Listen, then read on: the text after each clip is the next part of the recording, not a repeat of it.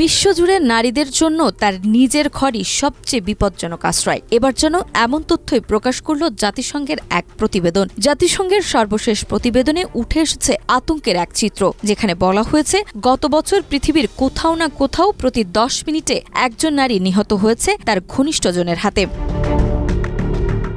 নারী নির্যাতন বিষয়ক আন্তর্জাতিক দিবসকে সামনে রেখে জাতিসংঘের মাদক ও অপরাধ দপ্তর এবং ইউএন উইমেন যৌথভাবে প্রতিবেদন প্রকাশ করেছে। সেখানে বলা হয়েছে 2024 সালে প্রায় 50,000 নারী নিজের সঙ্গী বা পরিবারের সদস্যদের দ্বারা হত্যা হয়েছেন। বাবা, ভাই, চাচা কিংবা স্বামী, যাদের কাছে নিরাপত্তা পাওয়ার কথা, তাদের হাতেই ঘটে গেছে সবচেয়ে নিষ্ঠুর সহিংসতা।